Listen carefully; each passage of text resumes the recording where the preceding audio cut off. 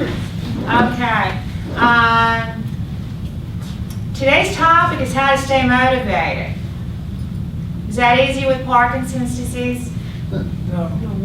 What's motivation? The will to do. The will to do. The will to move. Motivation is to get you to do something, to move, you know, to stay active. And you're motivated in your mind, most of all right? Because I taught you before, everything triggers from up here. But the hard thing sometimes with Parkinson's disease is you can be really motivated. You can wake up with the very best of intentions, right? I'm going to do this, I'm going to do that, you know, I plan on this, this will happen. And then if you're having a day that you might be a little bit off or a little bit tired or not feeling quite your best, all this mind full of good intentions goes kaput. All right? What's the importance of staying motivated? What's the opposite of being motivated? Depression. Yeah, you look at apathy. What is apathy? Sorry for yourself. Yeah, apathy is, oh, woe is me. Apathy is you don't care if you do it or not. All right? You lose the joy, you lose the passion for life. Right? It's important that you stay active, but the best scenario is that you're enthusiastic and joyful about being active and doing the things that you love to do. So what are some of the things that you love to do? Cutting hair.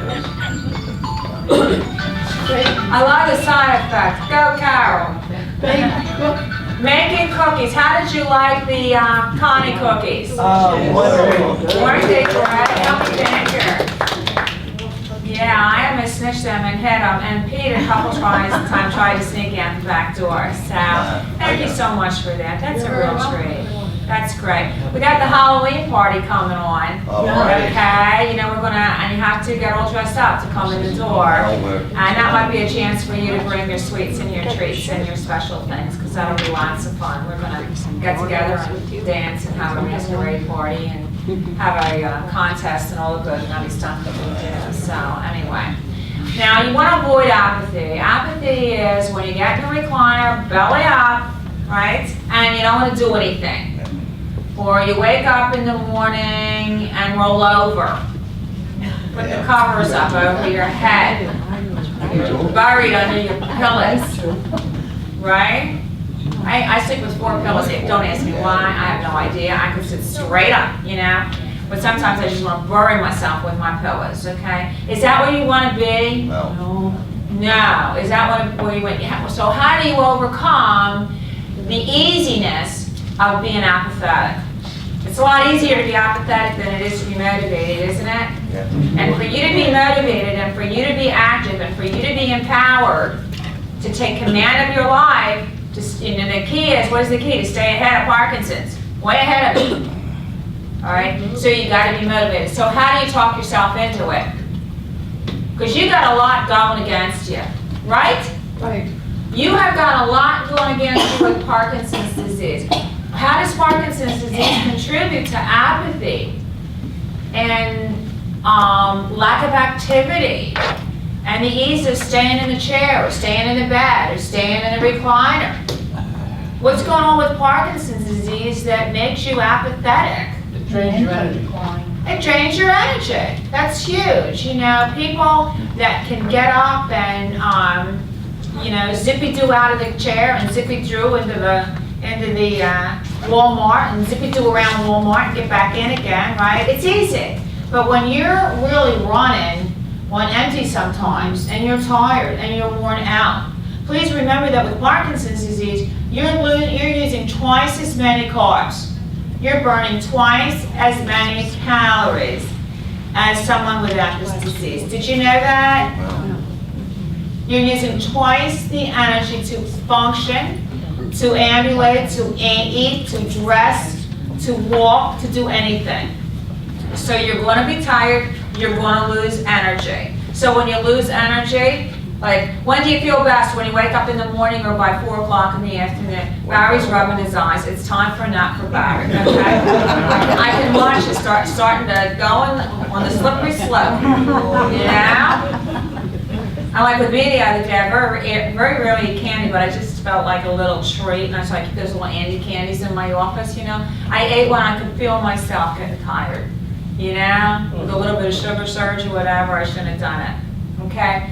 But you're apathetic because you're tired, you're worn out, you need more energy to just do the basics in life, all right? What else about Parkinson's disease makes it easy to become apathetic and non-active? The way it affects you mentally and emotionally. Mentally and emotionally.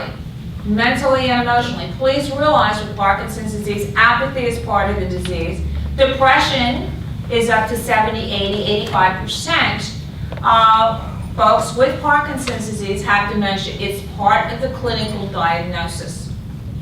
Okay? So when you're depressed, where are you? You're down here. You're not jumping up with your shoulders back, full of confidence and joy and excitement and everything. Oh, I can't wait to see what happens next in my life.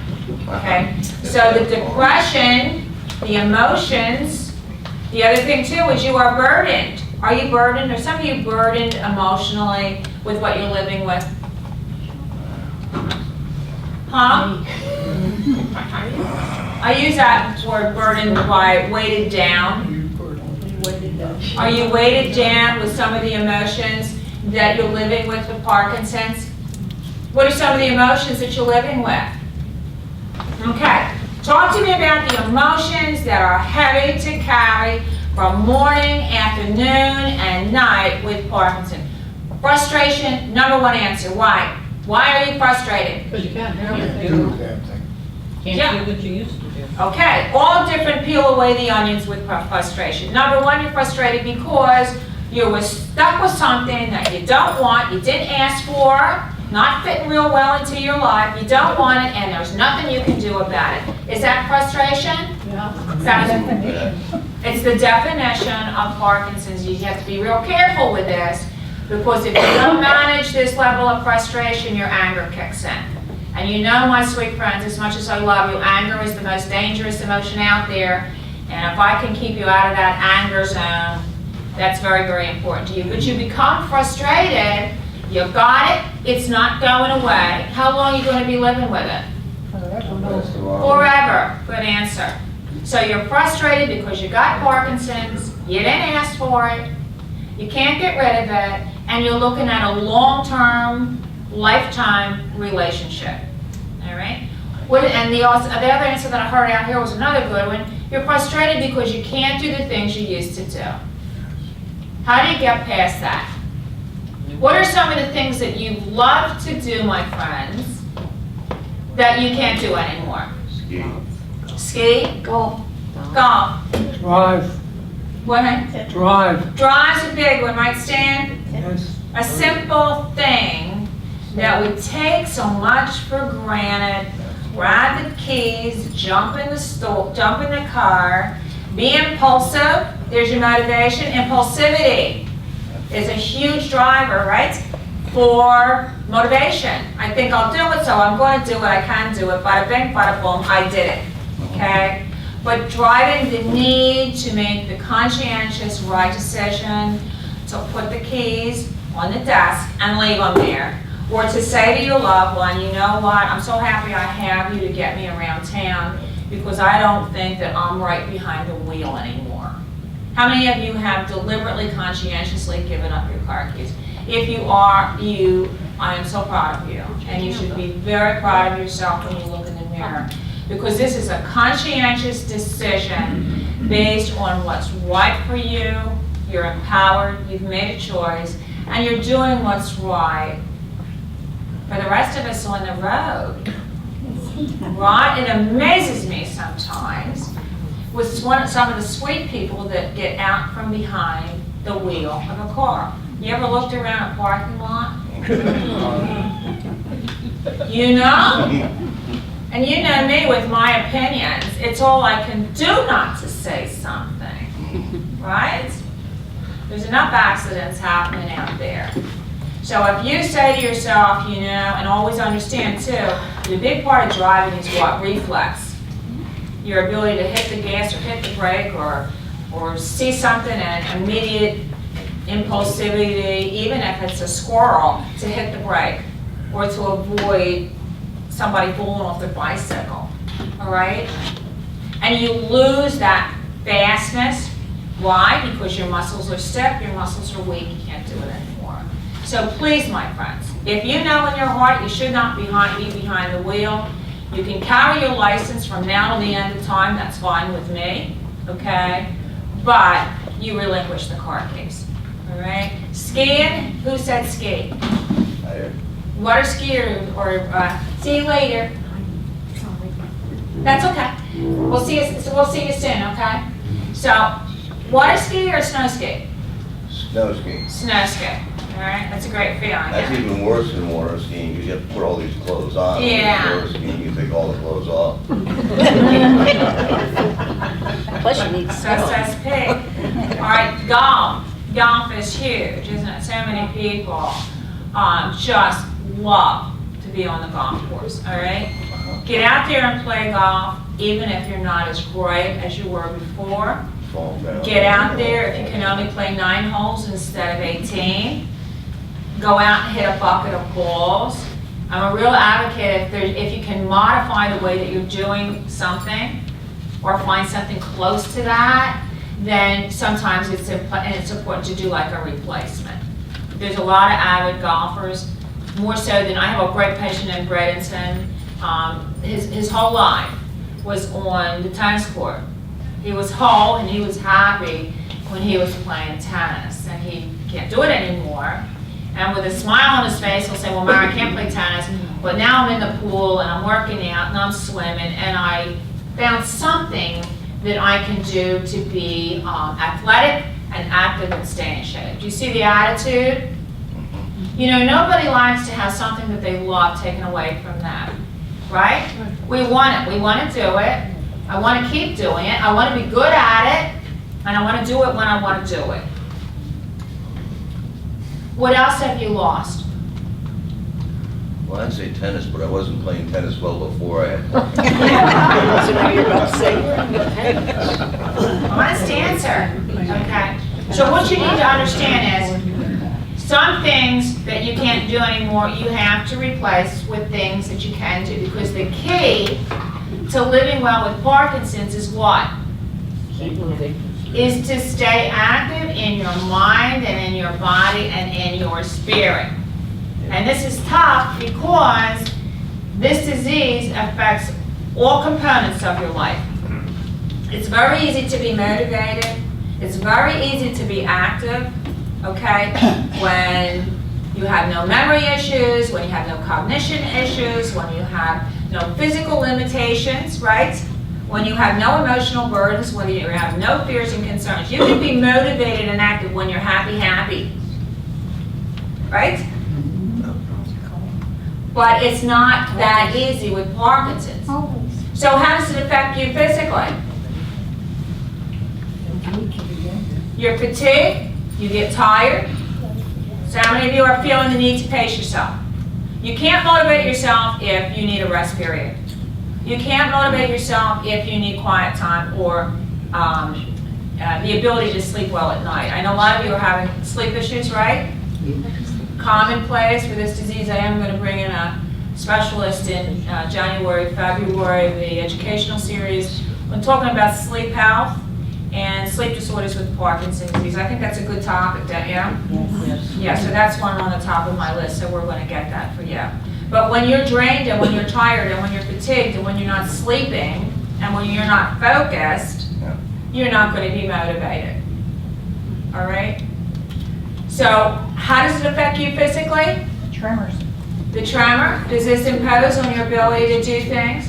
The ability to do for yourself, the ability to do for others, the ability to manage yourself within the privacy of your home, the ability for you to do all the things that you love to do. Okay? So you got the tremors, you got the rigidity, you got the falling, right? You got the postural instability, you got the need to be functionally dependent, right? To stay motivated, you got to stay in a positive mindset. This is the key to it. You have to force yourself. It's a good point, Pete. You know, you're not gonna wake up in the morning and say, I think I'm gonna be motivated. That's right. Again, it doesn't mean That's it. What did you say? Table number 1? Depends on who's next to you. Don't be sorry, this is Oh, I your think- group, and I really like it when you talk once in a while, because I'm up here for 1 song an hour running my mouth, and anytime you talk, it's most welcome to me. What did you have something good to say? I said it depends on who's next to you when Ah. you're motivated. If you are impossibly demanding, then, She's looking at you. no, he's not, I am. You're the motivator, or? I am the motivator. Yeah. And see, this is a very, very, very good point, as she lovingly pats him. All right? Now you listen to me. It's exhausting to motivate somebody else.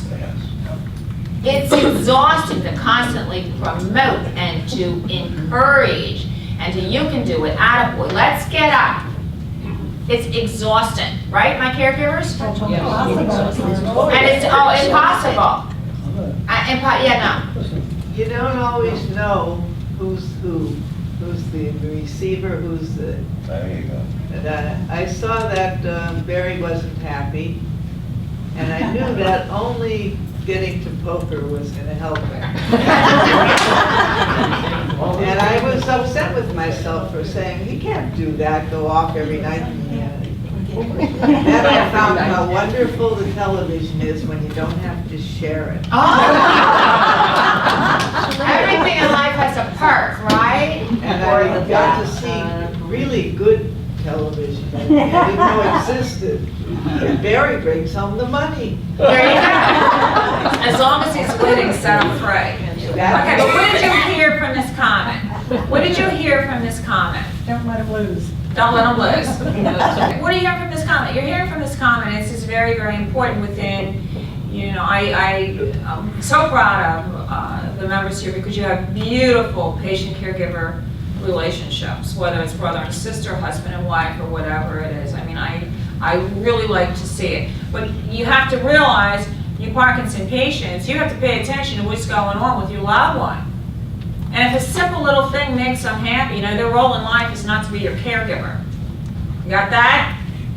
Not full-time, not 24/7. They have a right to life. They have a right to do the things that they love and want to do. And it is your responsibility as a Parkinson patient to encourage them. Now, nobody got a perk because she got the clicker back.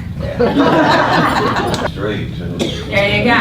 Okay. So there's a whole different dynamic here, you know, to give and to take, to pay attention to your caregiver, set them free. If you know there's something that they love to do, if you know a couple hours at the salon or the bridge game or the poker game or out on the boat fishing is going to encourage them and boost them and refresh them, then that is your responsibility. It is also your responsibility to do as much as you can to motivate your caregiver, because you're not the only one in need of motivation.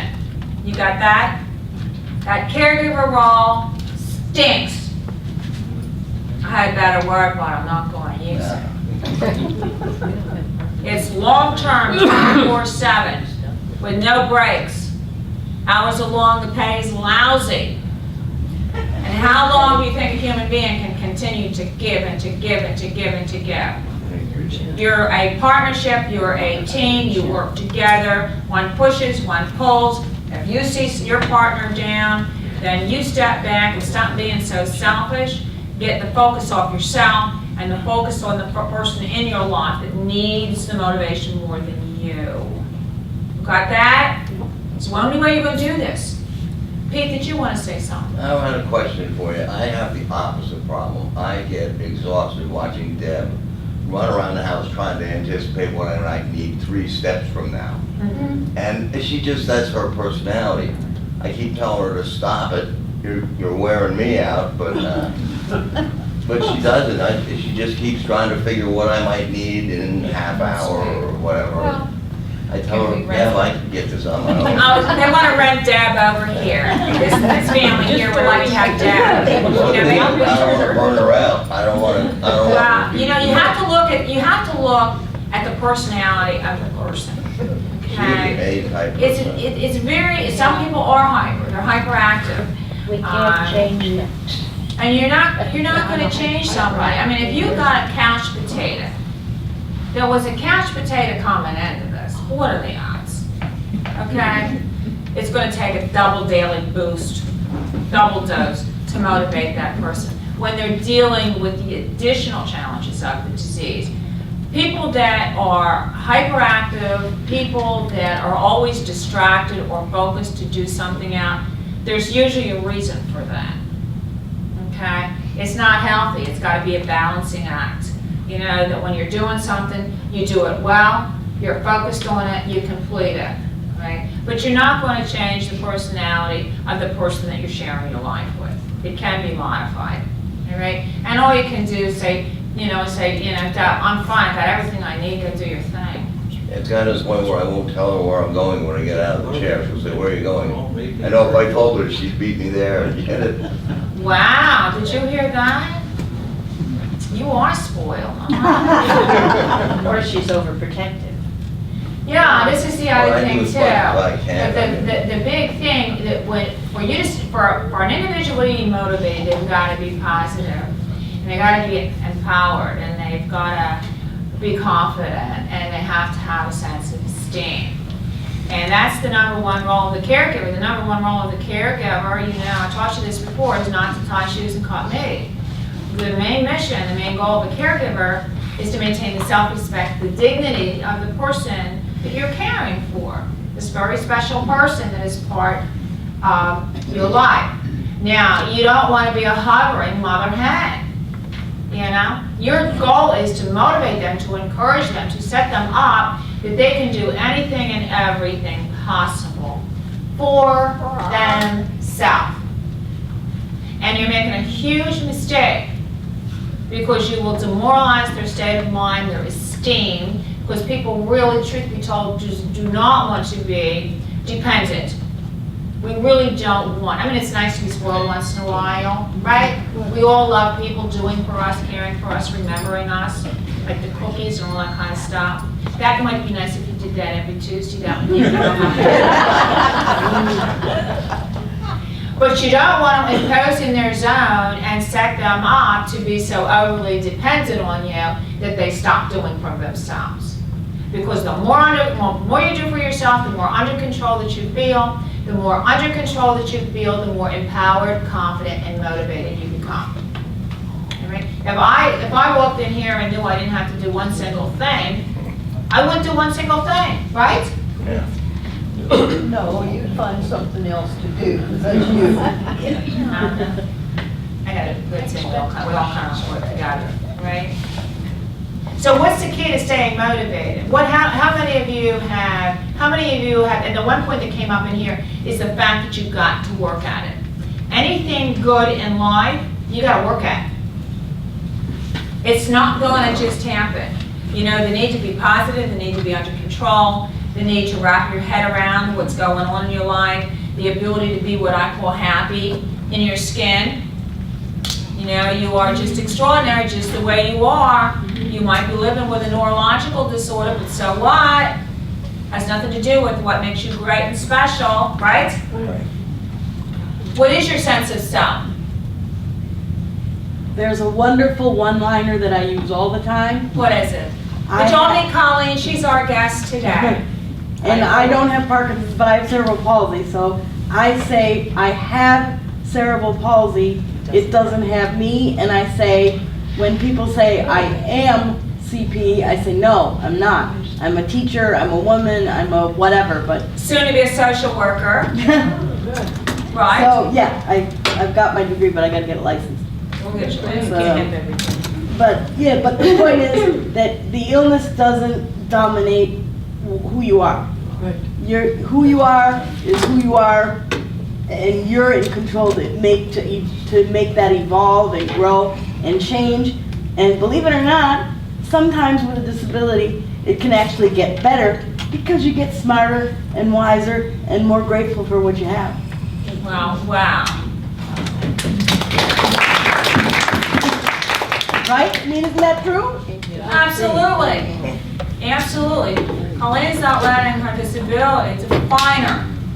And not only that, her confidence level is way up there.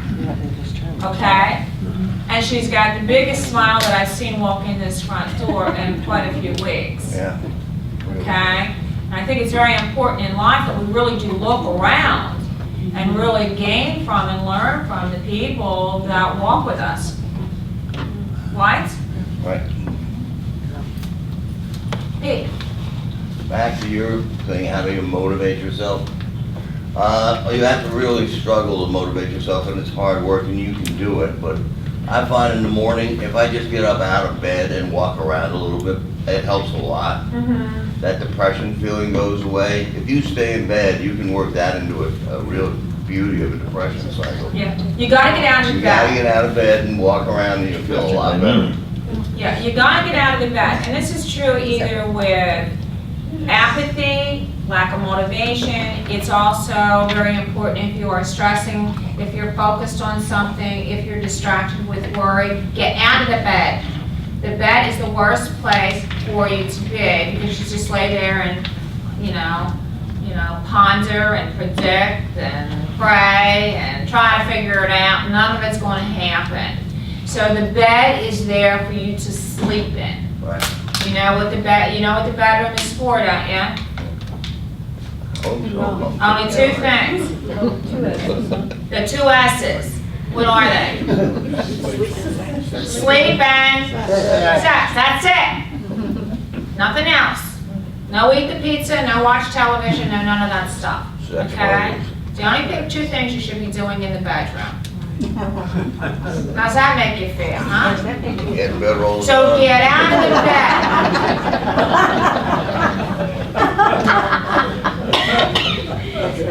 bed. You gotta get out of the bed and you gotta get dressed. You hear me with this one? If you're schlepping around your house in what I call the gray shabby bathrobe, The beige. it's beige? Beige, linen. Okay, get rid of it. You gotta get up, you gotta get dressed, you gotta groom, you gotta be ready for the day. Because motivation is not a big giant step. It's all these little things that you do during the course of the day to keep yourself up and moving forward. It's a lot of little many steps. You're not gonna, well, we can't take huge giant steps with Parkinson's, can we? All right? But it's a lot of little mini steps that changes the way that you function and the way that you think. All right? Out of the bed and dressed. How many of you have a routine? I want to see a routine going on. I want to see a routine going on. It doesn't have to be written in stone because life happens. Yeah. I was just going to say, my son had depression. I can't hear, sweetie. My son had depression. Yeah. He was 19 years old. And so when he was at home and he was really depressed, we always just had to come up with a plan. Right. And I think, coming up with a plan really made a difference in his day and a change of scenery.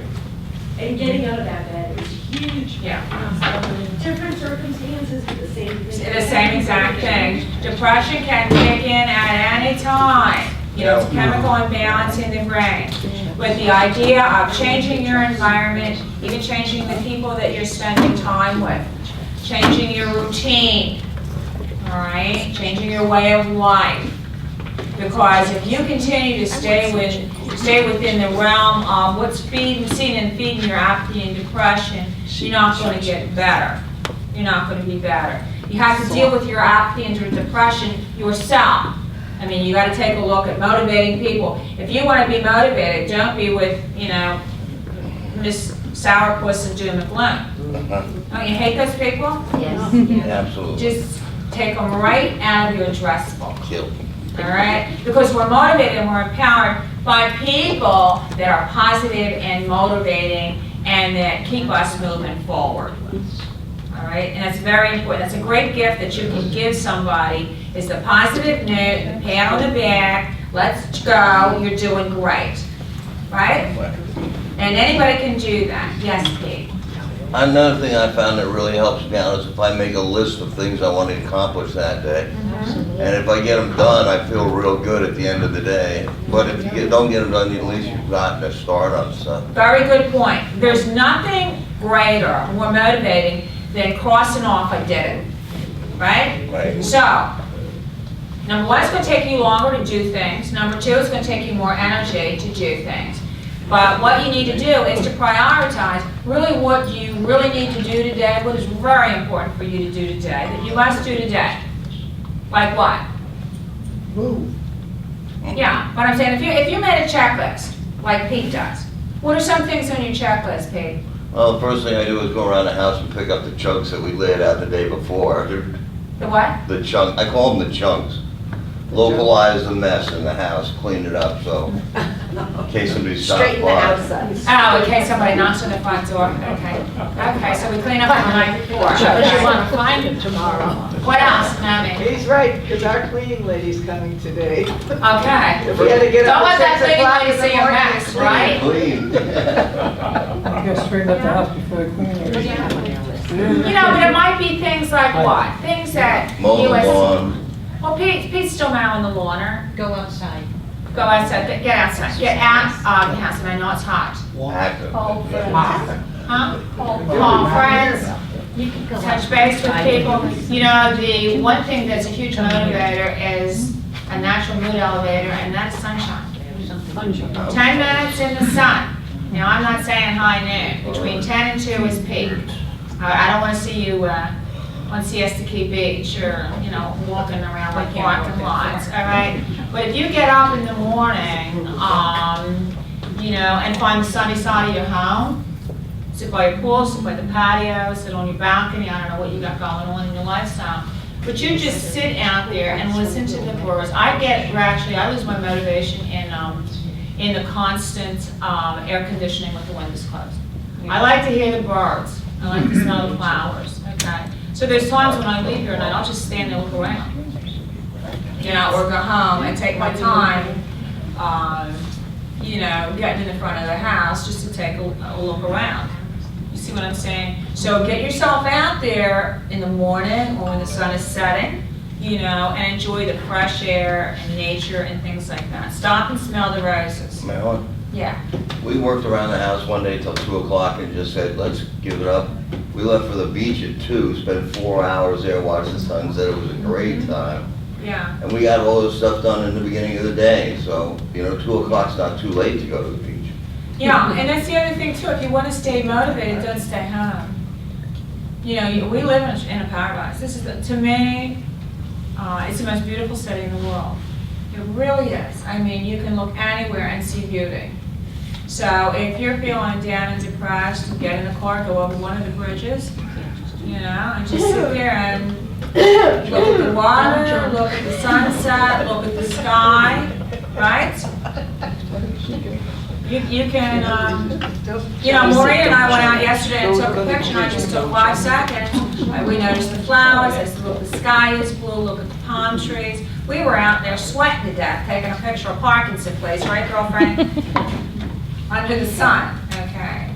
So really pay attention to what's going on around you, because the things around you, the fresh air, the sunshine, the nice people, the smiles that kick across your head, they're motivators, they're lift me up, I they're got some, boosts, I'll float away. okay? Your liability is to motivate yourself. The other big thing, and it's really important, when you do something and you do it in an alternative way, and I use that word intentionally, it's not better or worse, it's just another way to do it. If I go home and sit in my wheelchair so that my hands are free so that I can do my work, I tell the people that, oh my God, she's in a wheelchair, she's not walking. Oh yeah?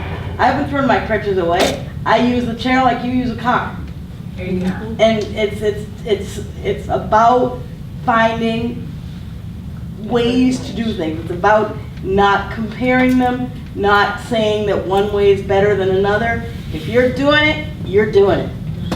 Good. Good point. You can, the need to adapt. The need to adapt. And there is no such thing as normal. I'm still trying to figure out that word. You know, I walk a certain way, you walk a different way. right? I'm tall, you're short. It's a big deal, right, Colleen? And the thing that she's saying to you is her end result to do it. And when she does it, she's motivated. But she's got a driving force in her heart and her mind to do it. And she'll do it whatever it takes to do it. And you can't listen to the ones who, if you're gonna lose function, that's just part of what happens when you get older. Never mind Parkinson's or whatever, you're gonna lose the ability to do certain things. I mean, it's been 20 years since I could reach down and tie a pair of shoes. I can't do it. So I make a joke about, well, I gotta wear crappy shoes because I drag so bad I gotta throw them out in 2 weeks. You know, I mean, and Parkinson's has the same problem where they can't pick up their feet easily. Yeah, they shuffle. Yep. So, you know, you just gotta find another way to do it, and if you're still walking, you're still walking. That's exactly right. And the motivation and the will to pull it off, to do what you want to do, what you know you need to do, what you love to do, that's the motivation, okay? What do you do, Colleen, when you get discouraged? I actually go and try to find someone that I can help, that I can do something good. When I came this morning, my driver wasn't very happy about having to cart me around because he lost some work. And so I was feeling pretty guilty and pretty sad. And so the next thing I know, I said, I gotta go and do this and be as positive as I can be, and I'll find a good reason, you know, whatever. And here I am, and I met a whole bunch of people I didn't know before, and, you know, it turned into something beautiful. So I look for what's good. I look for a way that I can take my focus away from me and try to give it back, pay it forward. This is a huge empowering personality and will for quality of life. Okay. So how do you work at it? How do I work at it? I pray, I sing, I focus on the positive. You're probably old enough to remember Bing Crosby. You gotta accentuate positive.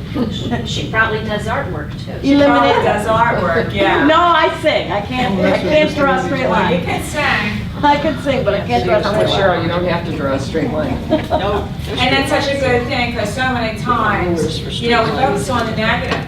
Right. We focus on what we don't have, or what we think should be better in our life, or we focus on what is missing. And it's okay and it's okay to do that, and it's okay to say, I can't do this and it really stinks. And then you just say, okay, I can't do it. I haven't driven, I tried to drive when I was 20, and I couldn't, I haven't done it all my life. So, you know, it depends how you look at it. You guys probably had, whatever, 20 years, 30 years that No you longer than could. that driving, some of them. You know, you guys. Look around. Well, Right? Yeah, she must be nice. Talk about debilitating. What'd you say? I said, talk about debilitating. There you go. There you Our go. school, they started at 15. But the thing is that you have to understand, just like anything in life, you know, your happiness, your joy, your level of motivation all stems from you. I learned a long time ago, it's a very simple thing in life. You cannot wish for someone else more than they wish for themselves. But you So- know, the caregiver needs to watch too. There are tells, you know, Yeah. when the Parkinson's person is getting too frustrated to go any further with a task, Yeah. or too tired to start Mhm. what needs to be done, and work around so that it was their idea to do it in the first place. Right. So that's a good point. You know, you have to be careful, because with the motivation level, sometimes with the functional limitations, the emotional and mental limitations of the disease, they physically can't do it. So you can motivate all you want, but they're not going to be able to pull it off. So you caregivers need to pay attention to your loved ones, and when you see that they're really giving it their best effort, the motivation is there, the will is there, but the functional ability to do the task is not there.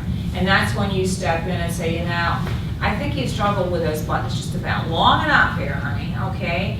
Or looks like you're too tired to finish the dishes, let me give you a hand. Am I right? Yep. And that goes both ways.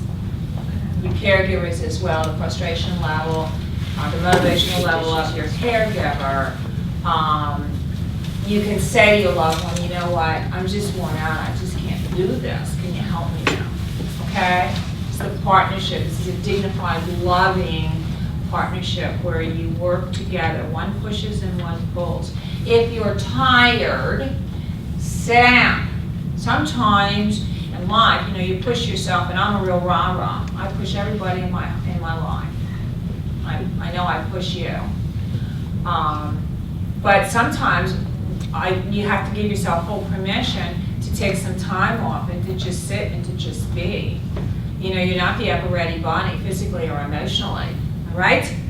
And sometimes you just need to have some time to yourself and say, no, I don't want to go, or I don't want to do it. I just want to do what I want to do. So don't feel that the level of motivation needs to be 110% 24/7. It doesn't. If you feel yourself going down, feel yourself being tired, it's usually that you just need time to rest and recover. But once you stop, remember, it's easier, my friends, to keep the momentum going, even if it's slow. It's easier to just go like this than it is to stop and then you fall, right? And then you're dead and done, not dead, but dead in the moment, done. On the way out. Yeah, time to check out. So it's easier to keep yourself on a healthy level of motivation, joyful life. You set the stage to how you think. How many of you wake up in the morning joyful and grateful? If you don't, please work on that. Please work on that. All right, you wake up every day joyful and grateful. It Gracious. doesn't last long, but while it does, it's terrific. I'm just shrinking. I kept on a positive note for about 2 seconds, you know. What exactly do you mean? But you have to wake up grateful that you woke up. How many of you do? How many of you consciously think about the good things in your life? The good people, huh? I have to check to see if I wake up. Yeah, you always have to say it. Emily, you woke up on the right side of the grass, right? Right? You have to look around, and even if life isn't perfect, even if it isn't just the way you would like it to be, dear heaven, please, thank God that you have your loved one with you. You know how lucky you are? You know, that you've got that loved one at arm's length holding your hand and smiling at you. All right, that's huge. It's a huge gift. All right, look at all of you. You managed to get in here. You're way ahead of the game. You know how many people in Sarasota in the world can't get out of a chair or out of a bed? Okay. So when you wake up in the morning, you focus on it. I don't care if it's raining or if it's shining. All right. You say, aren't I lucky? Wonder what's going to happen today. All right. Up, dressed, motivated, joyful. You set your disposition. You have a choice. You can be negative, you can be positive, you can be happy, you can be sad, because you can only think one emotion and one thought at a time. And you can talk yourself in or out of it. You can talk yourself into it. You can say to yourself, okay, enough already, you know, get up, get going. If you don't have anybody beating you with a stick to motivate you, motivate yourself. Because this is your responsibility. You only have this day. It's a great opportunity to live and to enjoy and to be with the people that you love, to have a sense of celebration, of a sense of accomplishment. All right? And it's up to you to make that happen. But if you have something that's negative, if something comes through, and I don't know what your background is, Marilyn, but we call it. I don't either. You know, if you have a thought that says, oh, this is really lousy, or this really stinks, or whatever it is, just let it go and say, oh, that's a nice thought, bye.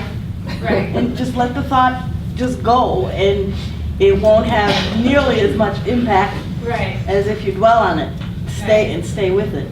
I'll share with you, probably, you all know, I've been in healthcare for, I'm gonna start lying about this. Long time. Go ahead. Decades, 46 years. I did 30 years in cancer nursing. And I had this, I used to teach at the Moffitt Cancer Center in Tampa.